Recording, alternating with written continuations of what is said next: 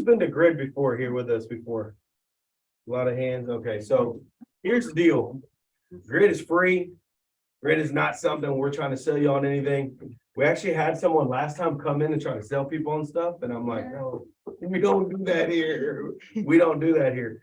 To me, I want us to get to know each other. So like, I'm sure we have investors, we have contractors, we have wholesalers, we have real estate agents.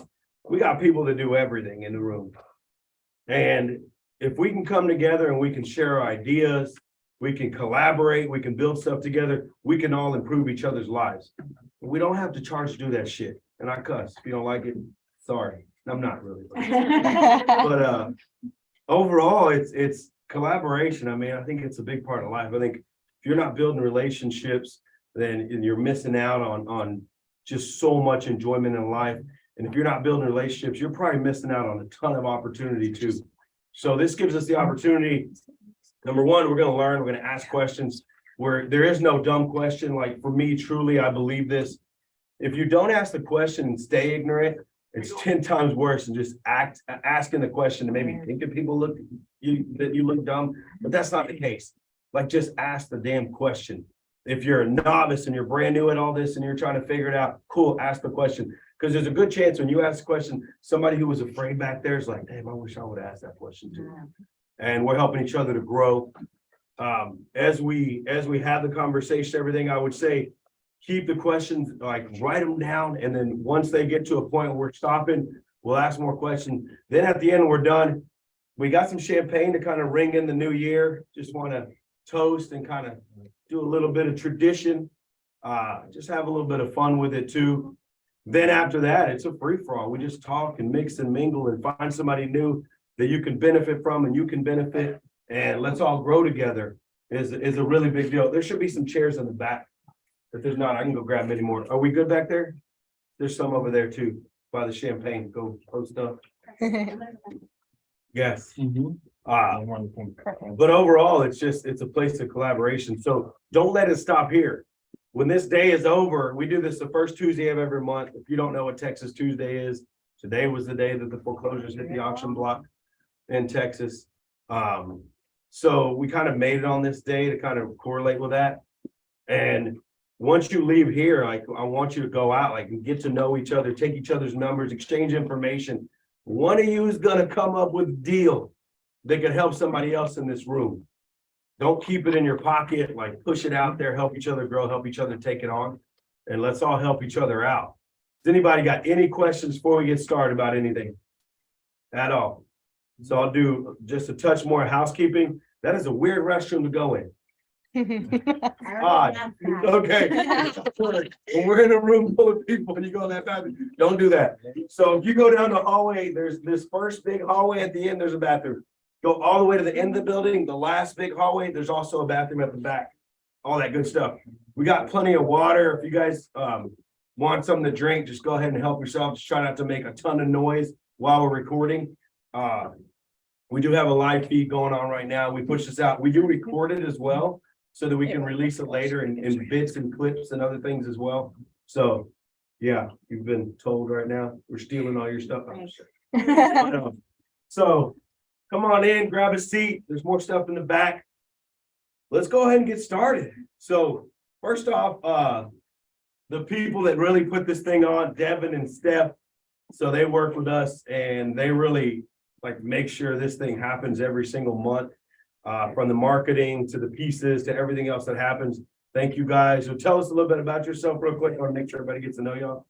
You go first. I'm Stephanie. I'm a real estate agent on the Ask Ozzie team, an investor as well. So looking for fix and flips. If you have anything, shoot it over. Or if you need anything from a real estate agent, I'm happy to run comps for you and help in any way that I can. So just here to grow this network and see everybody succeed this year. What's up, guys? I'm Devin Martinez. I'm also an agent with the Ask Ozzie team. I'm also an investor, started out with wholesaling. Now I'm more into the fix and flip side, going to start building a portfolio this year. So if y'all are wholesalers or y'all guys just have a deal that y'all want to partner with or anything of the sort, you can get my number after this and we can talk. Let's go. Very good. All right, and typically right now, and I like to do too, is just, I'll pick random ass people. We can't go around the whole room because it takes too long. But I'm gonna point at some people, maybe people that I haven't met yet. And I want you to tell us your name, what you do, and how we could possibly bring some value to you today. So, I don't remember your name, but you have been here and I want to know. So talk to us. Tell us about you. David Newton. Thought it was a good idea to sell a business and retire, and that was boring. So I'm getting into learning the process of wholesaling. Okay. So I'm in the process of that. That's where I'm at. So you're here to learn, get it Yes. going. Okay, fantastic. I think it's a perfect day to be here. Well, welcome. Yes, sir. We're glad to have you. In the red shirt, in the very back of the room, I'm picking on you. Maria Cuevas, and real estate, been doing it for 5 years, and I'm here to make connections. We've talked on the, okay, good. All right. Nice to meet you in person. Gotcha. Fantastic. So you're a real estate agent, right? Yes, sir. Okay. I'm an invite from Cindy. Okay, so you're looking to grow your investment connections, I'm guessing. Cool. All right, let's get that. In the blue shirt right here, I've never met you before. What's your name? Quincy Caldwell. Yeah, we talked today on the phone. Yes, Okay. sir. Yes, sir. So financial advisor by trade, but investor, student of finance, always looking to expand my network and collaborate with help people and execute my own financial goals. There you go. Fair enough. We appreciate that. Welcome. I guess one of y'all, are y'all together? Yes, Y'all crew, tell us about you. well, we don't know a lot of English. We just came here like 3 years ago. Okay. So we're starting to learn English. Okay. But we're trying to start as an investor. So Let's go. So Mike's gonna speak in Spanish too? Right. I'm gonna get started. There you go. We're really happy to have you guys. Like, I don't care where you're from, what you do, all that good stuff. We are more than happy to have you. You're welcome, and we appreciate you just being here.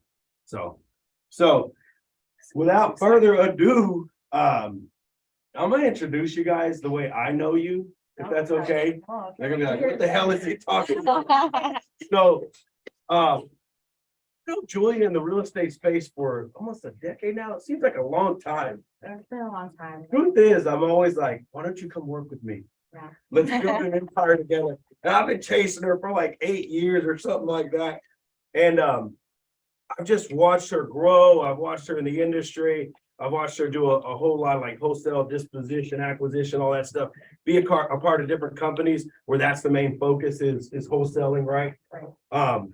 And all the while, I'm like, let's do some shit together. And finally, I believe you guys ventured out on your own and you're building your own thing right now. So part of me wanting you to be here is like, how can we highlight you guys, Oh, for sure. show you guys, and then maybe build some network for you guys to fire this thing like straight up and get it going. Oh, yeah. So, we're gonna open up with talking a little bit about that.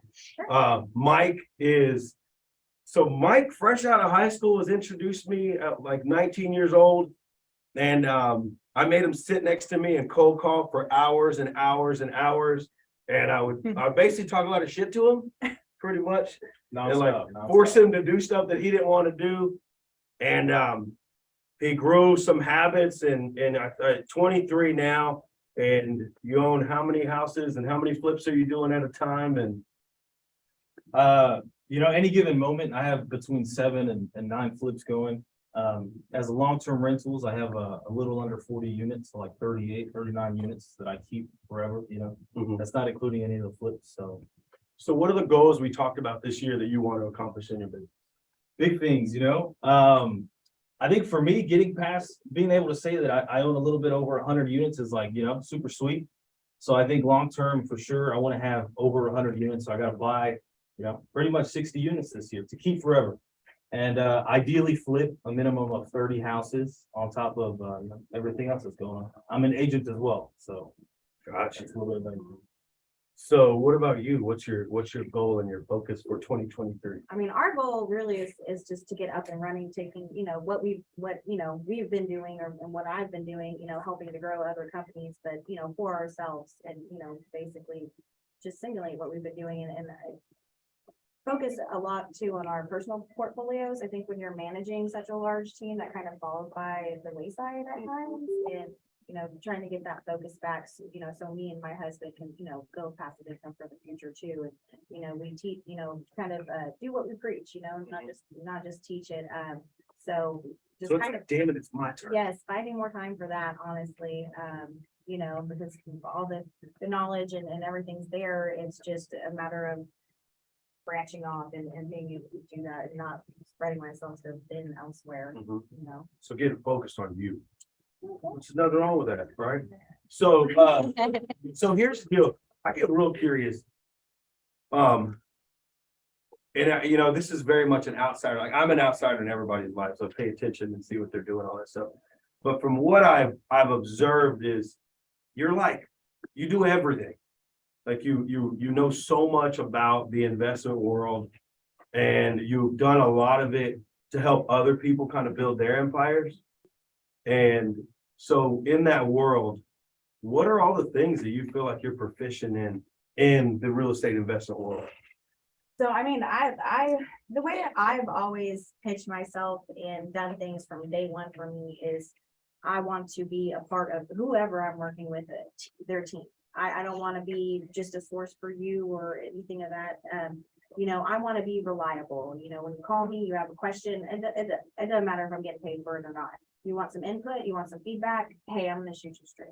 So from day one, for me, it's always been about relationships. And so learning, I come from a construction background, I was in that for almost a decade before I got into Because your parents. investment. Yeah, because Okay. my dad, I grew up in the dirt, playing with mud and So your parent, if you don't know, your parents own like a really successful plumbing yeah, business a here. better plumbing and construction company. They do remodels as well as, plumbing here. My dad's been a business owner since I was a baby. So I grew up, soldering copper pipe and messing with machines. Yeah, my That's dad, amazing. he would always take me to work sites and be like, you smell that? I'm like, no. I was like, smell overturned dirt. That's money. And I'm like, yeah, like, so yeah, like the love of just building things, like passing by things. And my dad would say, I helped build that. I helped build that. And for me, that's something awesome to me. Like, so investment real estate, I don't have a better word for it, but it is ancestral to what I was doing. It really came easy to transfer over and take what I learned there into what I'm doing now and really love it and like help guide, investors. That's what I really specialized in, was taking people that have never invested, turning them into first-time investors and then repeat buyers by, just teaching them the numbers, being conservative, gaining trust. Like I was, saying before this all started, like I'm not a burn and turn person. I'm a relationship person. If I really think it's something you shouldn't do, I'm going to tell you. Mhm. If it costs me the sale, I don't care. Yeah. These are people's livelihoods. A lot of people that are investing, their whole life savings is going into, the first deal that they do. So they're counting on you to, shoot them straight. And I think that's, sets me apart from, and what I teach to, people that I train, people under me that, we don't want to be burn and turn. We want to work with integrity. We want to be transparent Yeah. at any cost, whatever, if that costs us a deal, so be it. That's So if you had to tell us right now, like because you've done acquisition, disposition, you've done all the little things, what would you say you feel like is your sweet spot where you're like, this is where, if I had my dream job, this is what I'd be doing? I'd probably be paying for something else. Seriously. Right. Like my dream is to like own a candle shop and paint stuff, but that's in the future. That's after my passive income. I love what I do right now because there's just so much flexibility. And I always like, the people that we bring on board. I mean, now, me and my husband and my sister growing our company, the people that we bring on board, we want to train them the same way that I've always trained people is, you're a business within cyber business. There's so much flexibility and freedom to like what we do. And if you want to present yourself to people and how you want to work, that, like, nothing, like, it's just such an exciting opportunity, like, nothing should stop you from how you wanna do this. You know, I feel like as long as you carry yourself with integrity, the deals will come, you know, you just put yourself out there, you learn the process, you learn what we're doing. So Mike, what would you say like is your strongest like asset or behavior or what you really enjoy in the real estate industry? You know, if I solo somebody out, I've always been a good talker, you know, in crowds, I get a little nervous, but when I solo somebody, I can talk the hell out of somebody, right? So it's always been on the front end, I would say talking to sellers, acquisitions, 100%, you know, that's my biggest thing, that's what I love to do. As weird as it sounds, I love to talk to people and Yeah. meet sellers and get them to sign something and, you know, go from there. I'm on the sales side. No? Well, I started with building, Yeah. building my buyers first, right? And like, so I've just always made myself like integral and trusted to them. So for me, acquisition. So you prefer dispo? Not prefer, but like, I don't know, I guess in a sense, I just feel like, I feel more natural there. Because, once you're on dispo, acquisitions is so much easier because you know to think like an investor, you know what you're doing, you're calculating these numbers, you're running these analysis, you know what you're looking for, you know the USPs. So when you're going into acquisitions, it's easy to see like, okay, this is yes, this is What works good, and what this is doesn't. positive, this is a negative. Yeah. I'm gonna mention this and bring this out and plant seeds and, so they go hand in hand, but I mean, I like to see, I think it goes back to construction, but I like to see like, give my design ideas and then see what happens, and I like to follow the projects, like, hey, like. I'm the opposite. I What don't. it takes you. As minimal as possible, you know? This is fantastic. So, Yeah. if you have something you want to sell, I pitched to you her. call me. Yeah. This is our second time meeting and I've bought stuff from her and she sold stuff for me and, you know, we've always done stuff. Basically, twice. That's what it's about. Yeah. Good deal. It's about networking, and that's what I like about, well, once I figured out what this event was about, I thought about it a little bit. About, because I had so much heads up. Hell did I say?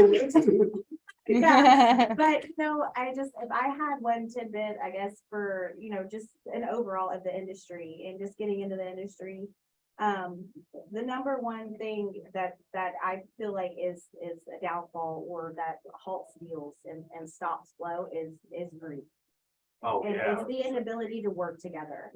And that all stems from, I feel like in this industry, you putting your eggs in one basket. Like if you're wholesaling or you're investing or whatever you're doing, if you have only one deal to focus on and you devote all your time to that without filling your pipeline, you have no choice but to be greedy at a certain point because you've exhausted everything else that you're doing. And so then you feel like you get into this rut where you're like, I have to make XK on this deal because I'm behind on this. And it's like, that's And you could number kill one that day. deals. And you're kicking a dead horse. I mean, the deal's been So- worn out. Nobody wants it. With that being said, deal finding, which is what we schedule this thing to do. Right. So you talk about lead generation, you talk about finding deals and buying deals, all that good stuff. And I'll start with Mike. What are the top 1 to 3 things that you do on a daily basis to generate the deals that you're buying? You know, Or wholesaling, whatever. I try to focus my business entirely. I think I make the most amount of money ever, right? I do the best that I've ever done if I'm glued to my desk in a way. As some people may hate that, but that's the reality, I love to be on the field. I love going on appointments. I don't like visiting projects. I don't like, stuff like that. But number one easily is lead generation, right? So from 9 to 12, like I was always put into from 9 to 12, I'm either on the phones, more than likely. That's probably my best source of lead generation. I'm on the phones. I'm going through Zillow, looking at FISBOs, looking at data, expired listings, terminated listings, making calls, shooting texts, easily in a week. I make probably 1,000 phone calls, 1,000 text messages. So out of your past 10, 20, 30 deals, where do a majority of them come from? Like last year, perfect example, 2022, I closed a total of 58 transactions, 100% by myself, not even the transaction coordinator. And 60% of those were from outbound cold calls. Okay, so cold calls, where do you get your list? different, different sources. Come on. It's the house.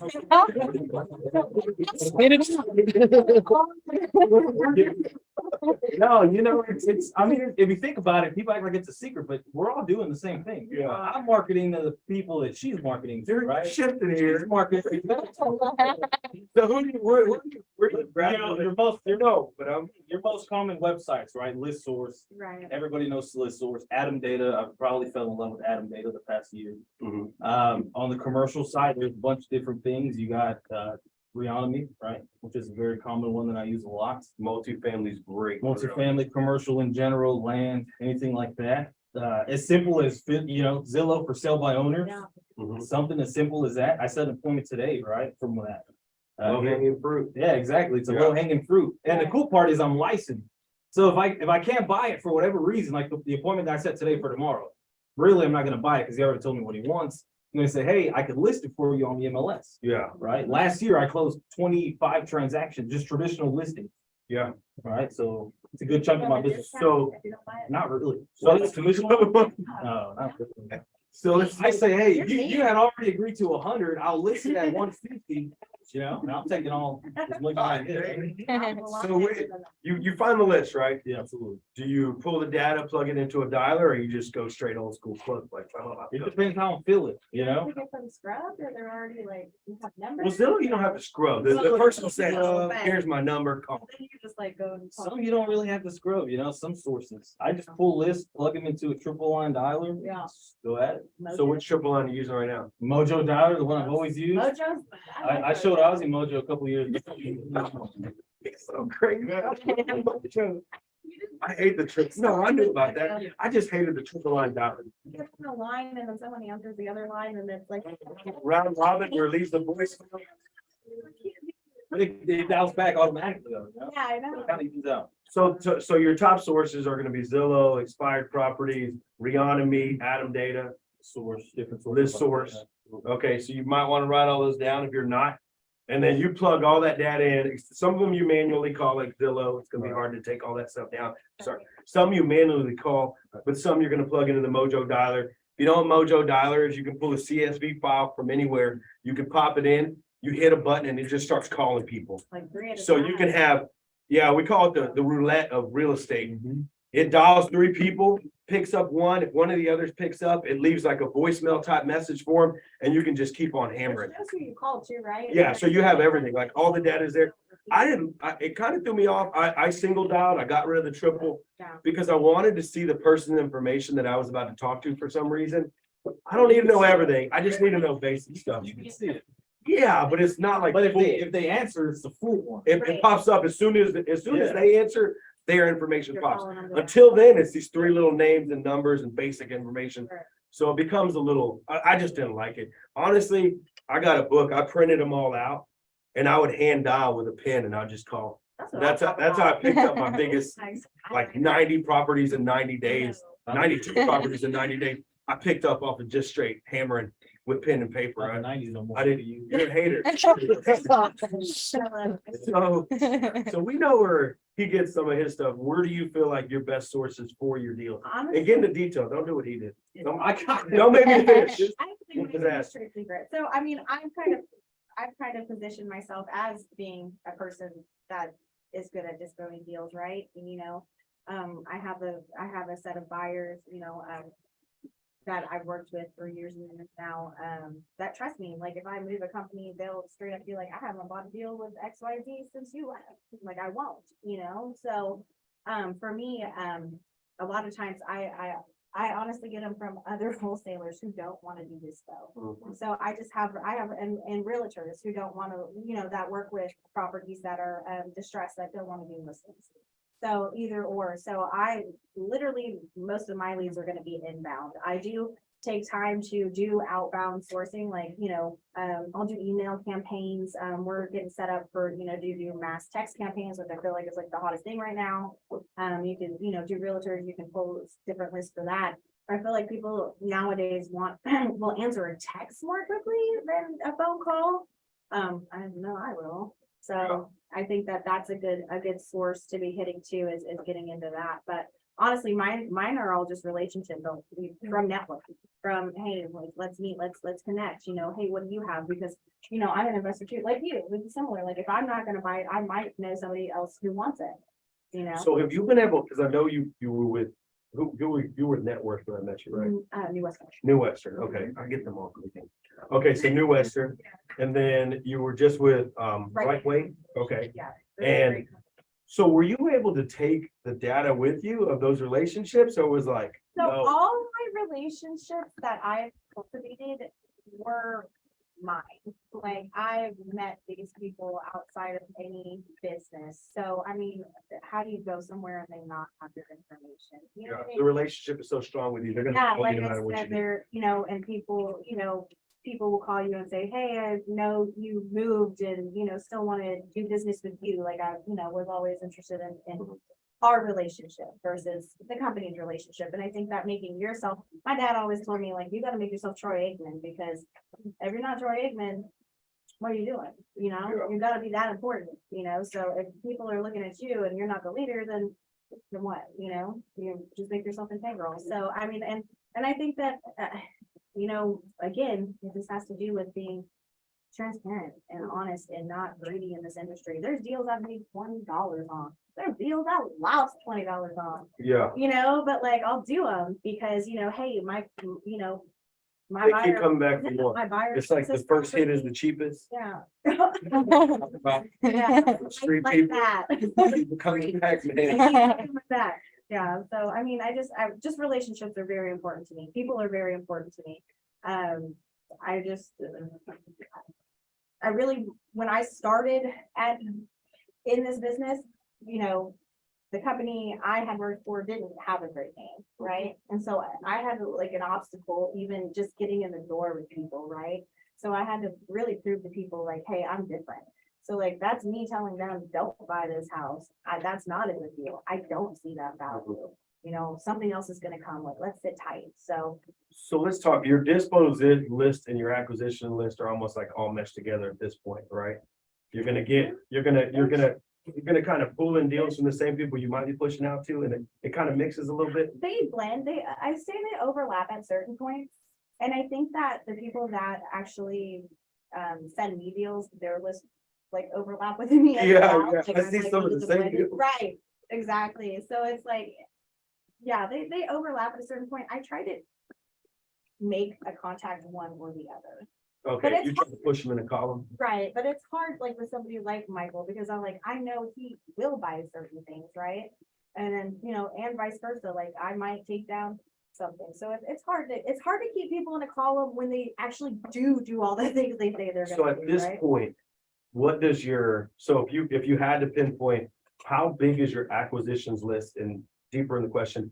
So is it 10,000 people, but 1,000 actually buy, or is it 1,000 or 100? And then same thing for your You mean like dispo. sale, dispo side? Either So side. my dispo list is, I would actually say it's pretty small. It's like under 300 people, like on my hot list, like, and at any, well, on my short list, I would say on my hot list at any one time, you know, like 20% are like buying. Mhm. So, which is honestly, if you have 5 or 6 good buyers, That's all you need. that's all you need. You know, You know, that's really all you need. You don't need a list of, you know, these other companies pushing out to thousands and thousands of people. Most of that's just dead weight. I think people that brag about having a list of like 30, 40, 50,000 people. That just makes me laugh. I'm Kind of a like, waste. yeah, you just paid somebody. Like, Yeah. I get that list too. Yeah. I want that list. That list is hard to sell to. I mean, I think that, and what I like about dispositions is if I don't have a buyer for it, finding a buyer for it, you know, doing things like reverse searching, looking in the area, making new connections through actually pitching a deal that you have. Like, you know, that's, it's not only, you know, rewarding because you get the deal sold, but you're also making new connections along the way, which is like, you know, priceless. Like, I was just doing my job and made these connections, so that's great. So same thing, what do your lists look like? In regards to like, Like if you have an acquisitions list and a dispo list, like how big are they and who are the actual? you know, on like the dispo side, like Julia said, I maybe have a set of 20 guys, No, but those 20 guys are dead, you know? yeah, They'll buy anything that I don't want, Mhm. because I know the box everybody fits in, and if it's not in that box, I wouldn't even get it under contract, so I'm not wasting my time, right? right. Yeah. So if I get it under contract, it's selling to one of these 20 dudes. Mhm. As far as the acquisition side, I mean, I have a database of thousands of sellers, that just get touched periodically. Right. When some are cold, some are warm, it just depends on what's going on. I think it's a follow-up on the acquisition Oh, side, absolutely, like, having your CRM set and then actually What CRM do you use? right now. Yeah, So I've used quite a few, but right now I'm gonna try Salesgate because they do have the text integration in it, and I'm just kind of excited to see how that works Give with you- that one. I love Follow Up Boss, Yeah, that thing integrates with everything. everything. Like it is the most integrated software you're gonna find. Set. I mean, the companies I've worked for, we've changed CRMs like so many times. But, and that's because things change, right? Too, like, hey, we need to focus more on this and whatever. But I think keeping your board clean, can I say your board, your flow and your pipeline clean and actually following up is like really important. And in this industry, it's a no this week, but a 2 weeks, yes. So you said Follow Up Boss CRM, well, you said SalesMate CRM possibly, Mhm. and you said, so what mass text, what mass RVM, like brainless voicemail, what mass other It's- type of systems you think you're Well, gonna get that's, to? that's built in, the text messaging that's built Okay. into SalesMate. So, and we're just diving, my husband's actually in IT for Texas Children's and he knows all this stuff. So he's actually helping me integrate all the, the software. It's compatible with like DocuSign and things like that. So of course, you're gonna have to send contracts and things through the CRM. Which, now we're starting fresh. So we actually, I took like the last 2 weeks off, just like family stuff, just chill, and then I got sick.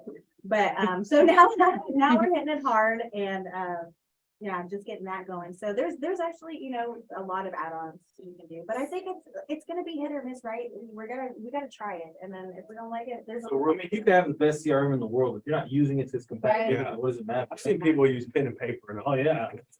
I use spreadsheets in the gap, My to-do. Yeah. I've had. So are you the Follow Up I Boss? use still? Fub, yeah, I use Fub. Been using Fub for forever, really, since we made the switch, I don't know, 3 years ago. You Okay. like it? And, I love Fub, yeah. it's good, it's basic, it's very, at least what I do, it's basic. I'm sure you could do 1,000. Yeah, that's the thing. Extra It's like what freaky you need things. it to do. Yeah. Between Right. Fub and like Zapier and all these other, Mhm. like you can make it do anything. Yeah. Right. It's kind of crazy. But it's solid for what I need it for. So Yeah. like, like all the sellers, for Is it example, just deal can tracking, tag that's what them. you're doing? for the most part, Yeah. it's really just communication with sellers. And is it send your contacts out? No, No. I don't do all that. Yeah, I gotta do that. Yeah, I don't Not know. that fancy. That's- It probably does. I don't. Explain all that. Yeah, Oh, yeah, so there is, probably does do that. These stuff, you gotta make this. thing, yeah. Yeah. and do this thing, and I'm We like, actually just hired a woman to take on our Follow Up Boss to make it like singular. So I'm like, Mm, yeah. I need this thing to freaking sing to me. Absolutely. That's actually like my to-do list tomorrow is like text message and get that integration going, so. So shameless plug, what's the name of y'all's company and like, what do you want to be known for? Match Made Properties LLC, again, I've been in the industry, but, me and my husband started this company, a little over a year ago for our personal portfolios and now branching out, want to make it, something special for us and our family and, my sister came with me and, but what we want to do is what we've always done. So, I mean, I want to continue working with investors, mentoring investors, helping them, turn into first-time buyers and help build their teams, whatever they need. And then, while wholesaling. So my thing is, we're investors, we'll help you sell your house, we'll list it, whatever, we'll be transparent with you on what's best. Y'all both licensed too, right? I'm not. Okay. I'm in the middle of getting licensed. It's a requirement. But yeah, so yeah, I'm licensed, but yeah, so we kind of just have a different options, I don't want someone to feel stuck with just, hey, this is my cash offer, but no, hey, it might not work for you. You might, we all run into that situation where, yeah, Biggest thing. yeah, they actually might be better off on the market. And it's like, hey, I can only give you this and I can tell you all day why, but if it's not good enough for you, hey, like I'll list it for a discount. Michael. Wow. Buy it.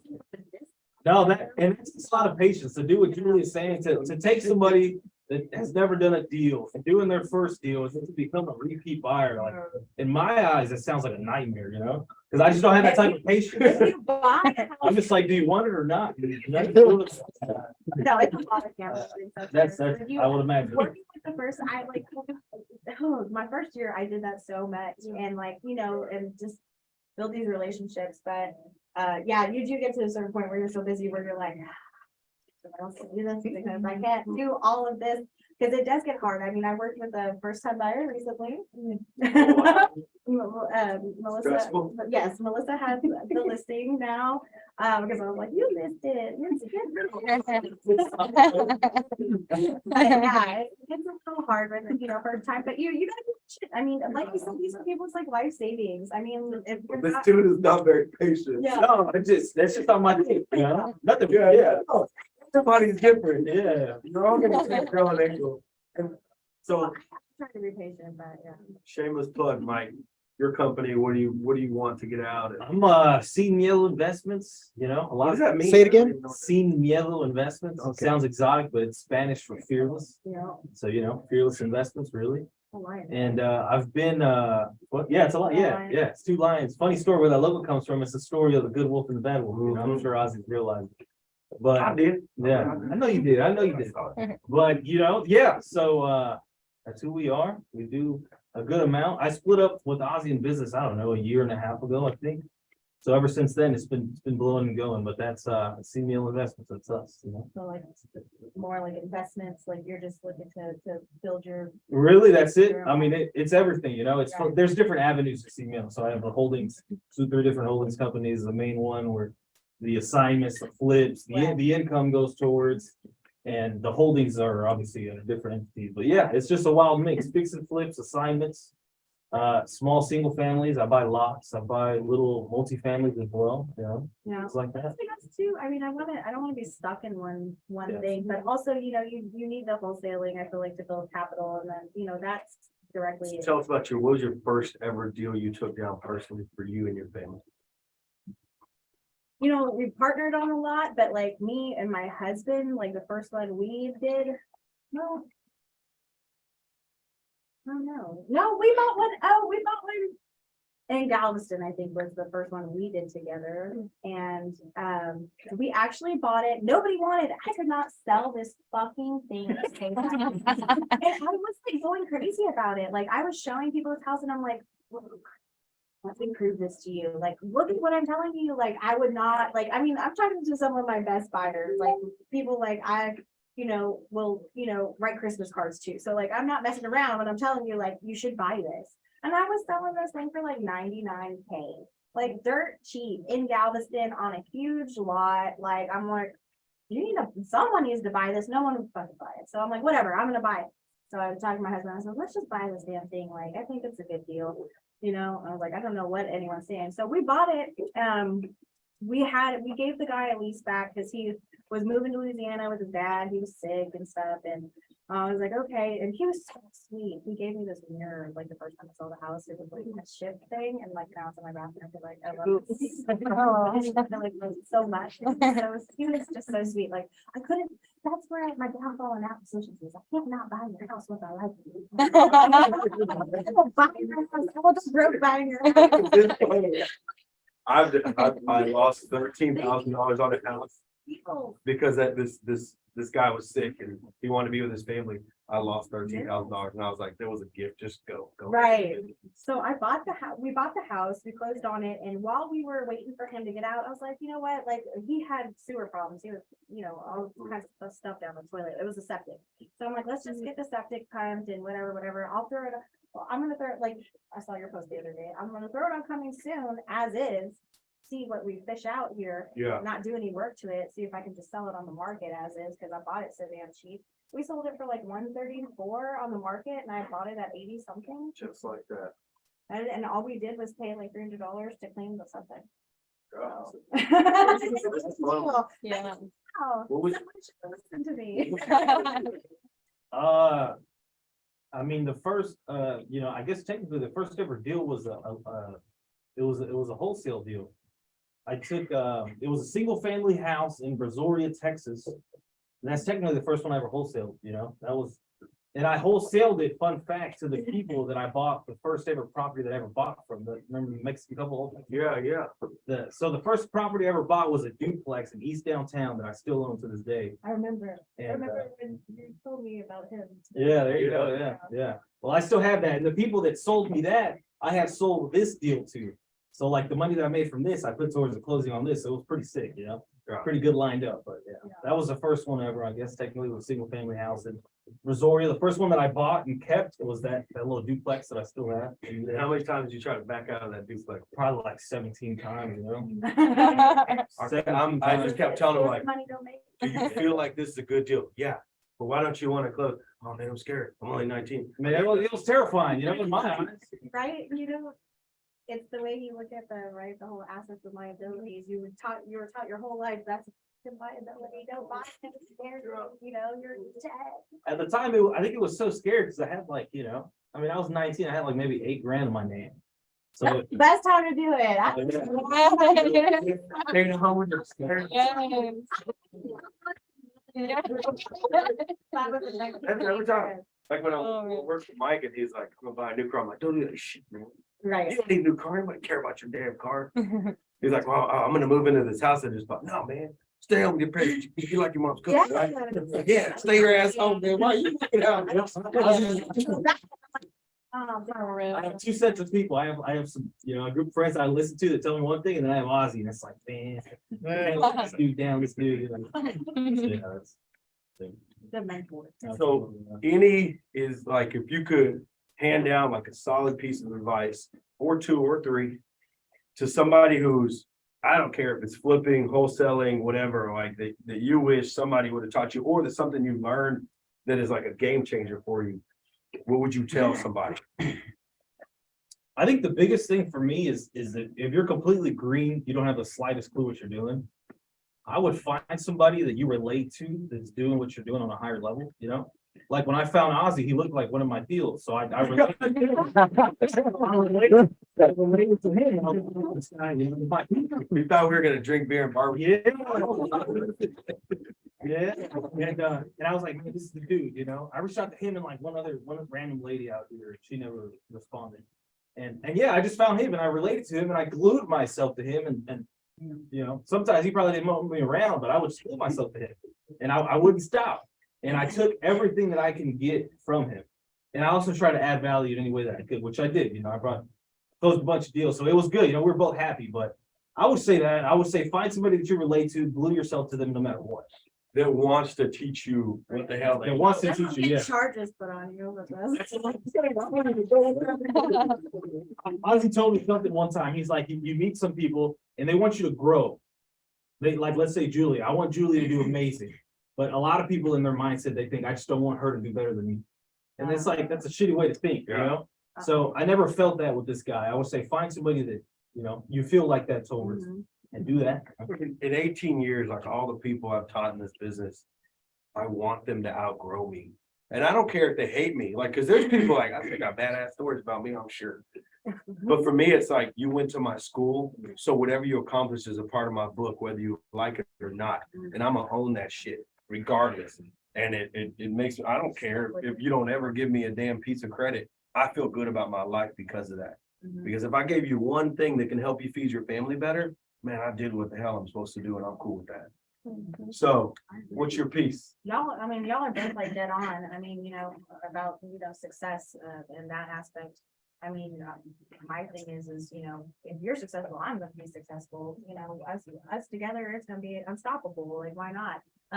Honestly, my number one thing is always gonna be the greedy thing. I can't do it, can't stand it. Don't come at me with the greedy. Don't lie to me. Don't undercut me. You know, that's killing relationships and burning those bridges. I've had people that I've worked with for years screw me over like $3 grand. I mean, screw, and I'm like, that's the cost to get rid of me. That's the cost for our relationship. You will never have my help again. And why? For $3 grand, like the money goes around. The money comes and goes. You know, if you work hard, you grind, you know, you do what you're supposed to do, you be you know, good human being, the deals will come. You know, they will come. There's, you know, my dad always taught me that. I say my dad a lot, but he always taught me that, what we put out, you're gonna get back tenfold. So, the things I give, things I do, I know, I don't worry about. I She don't worry lives in about- abundance, not in scarcity, yeah. right? No, It's a mindset. I'm all about, volume and stuff. Like, let's help each other. Let's grow. We'll split a deal. Why not? But it's a lot, like in this industry, there are, and I'm not saying everybody, but it comes about a lot where you get that feeling where somebody's like, I want you to do good, not better than me. Or you get that feeling that people feel like you're a threat to them and they treat you a certain way.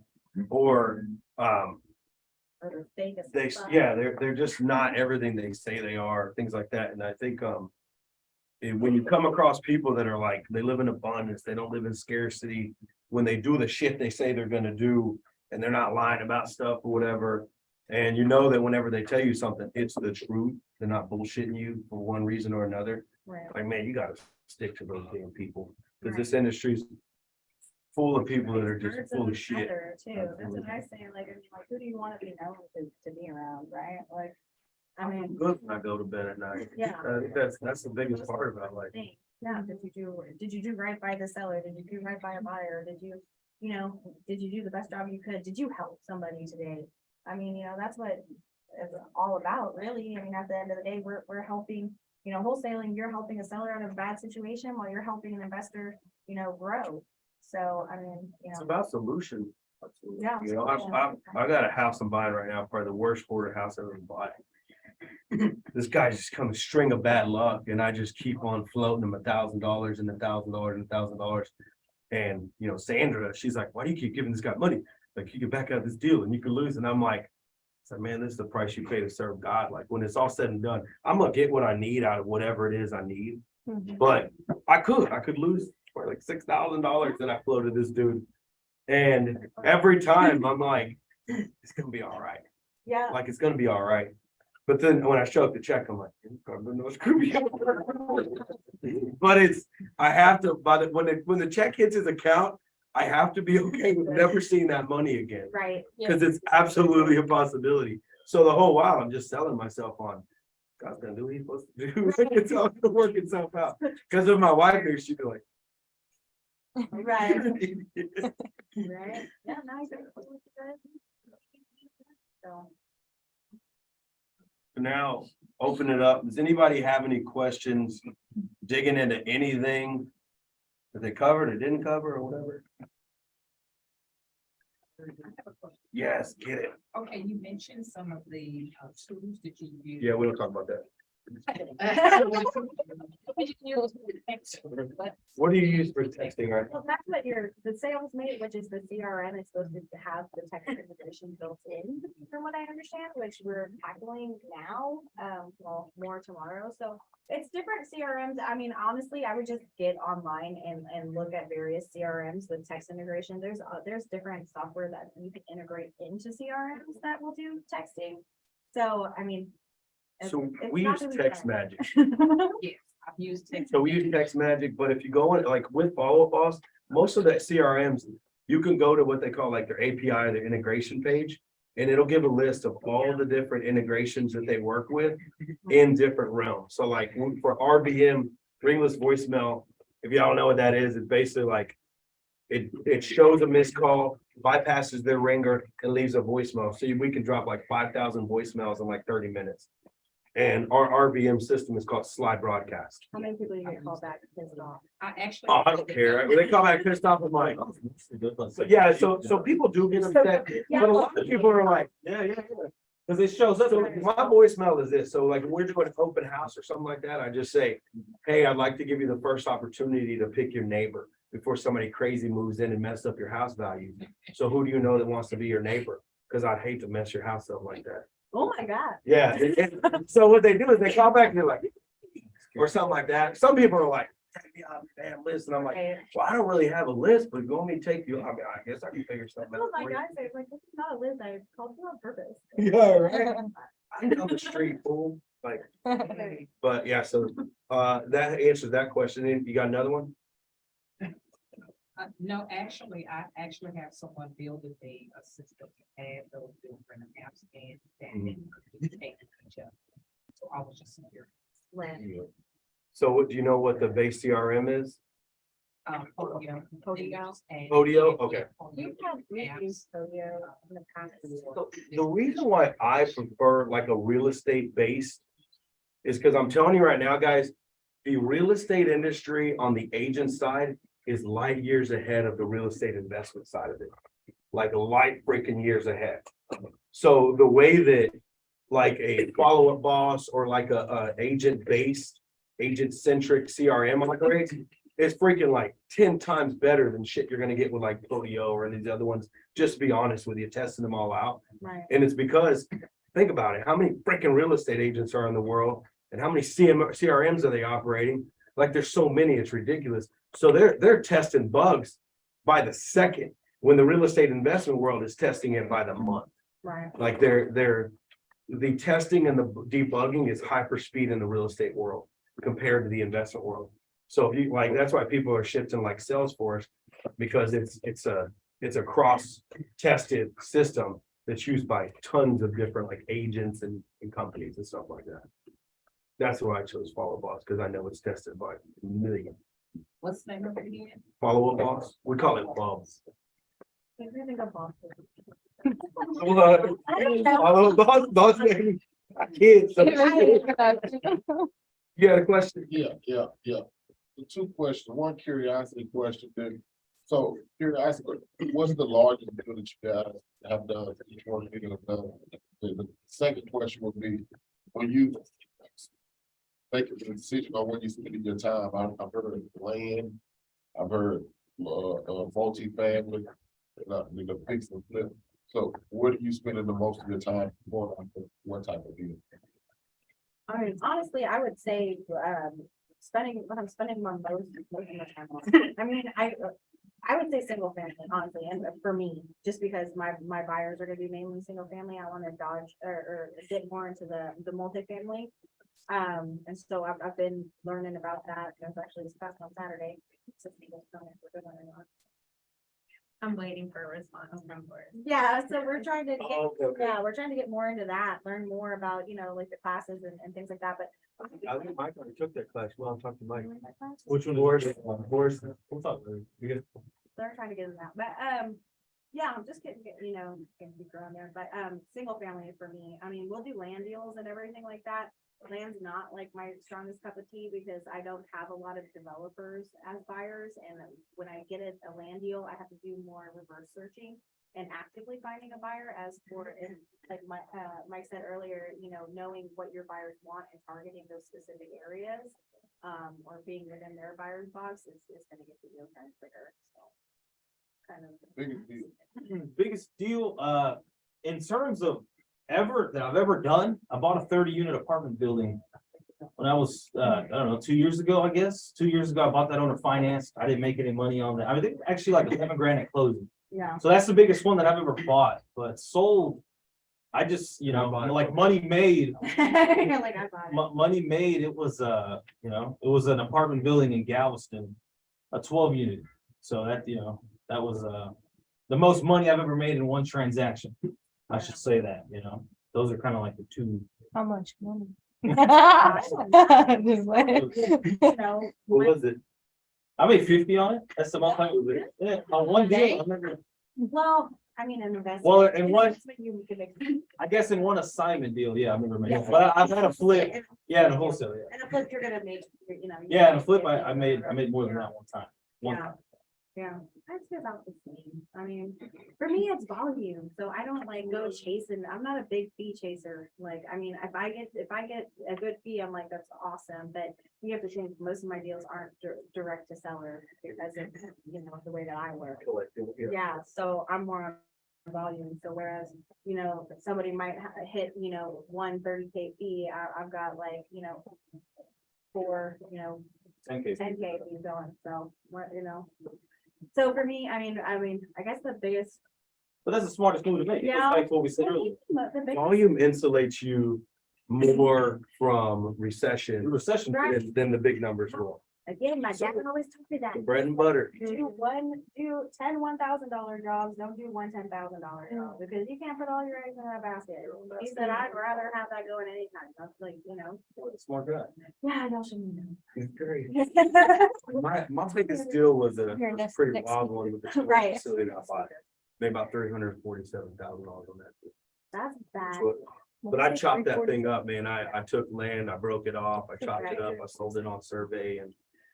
How long did it take you to do all that? To chop it up and I guess like. So start to what I finish, did, so from start to finish, it's funny because I bought it.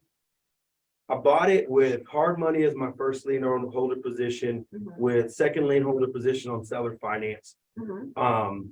And I quickly broke, it was 4.7 acres with like a 22 unit storage facility in a commercial building. Mhm. And I chopped off, like 2.7 or 3 acres on the side, broke them into 2 residential tracts. Mhm. And in the first like 3 weeks, I sold those for 100 and one was 97 and one was 132.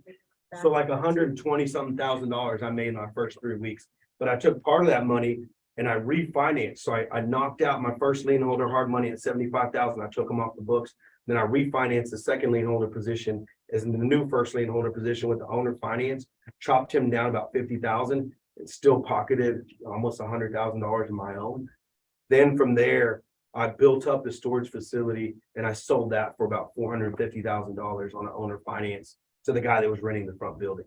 So all in all, in 1 year, and especially you stretch it out a year, that chops down your capital big time.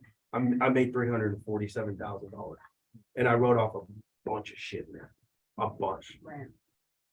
So, but that was a creative deal. I sold on survey and not replat, which can be difficult sometimes if you don't know how to sell on survey. Then you have to go through and set money Yeah, aside for the replat so that everybody's made whole by the end of the deal. But And that's not cheap. it's not cheap, it costs about $7,000 per piece to replat and have it all done, file it. And I had to make sure they were on board and we had to stay in communication for it to roll the way it did. But yeah, replatting ain't that easy. It gets difficult sometimes. But these are all just really creative things. Man, I've done some ridiculously creative. It's the creative deals, it's the creative deals. I mean, honestly, these deals that are supposed to be easier, the hardest ones that make like the least amount of money. And where I really got technical on that deal was the guy that owner financed for me, we signed on a 30-year amortization with a 2-year balloon, and he got financial trouble in less than a year. And he said, "Can you pay me out?"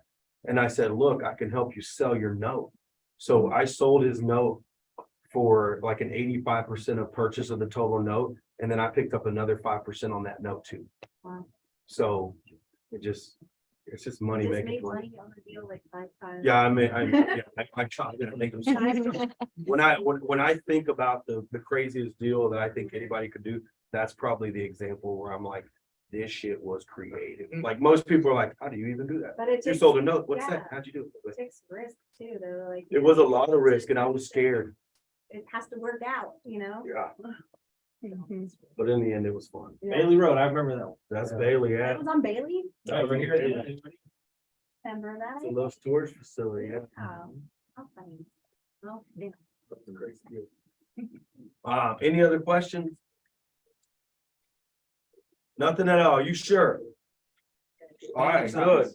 Bandit signs of it. Either one of y'all ever use bandit signs? Yeah, I'm just like. I don't like to go wrong. Yeah. Then you have to get creative with them because a lot of municipalities, like, they're looking. They'll for that shit. call, I mean, I know like certain ones they'll call, they'll try to find you, they'll come, I mean, when I used to work at certain places, I mean, people would actually have videos of them taking somebody else's bandit sign and putting theirs on the ground. Oh my God. And like the last, people get creative, we have these things where you would put and it was not my idea, but this was a very fantastic idea, because these guys are smart.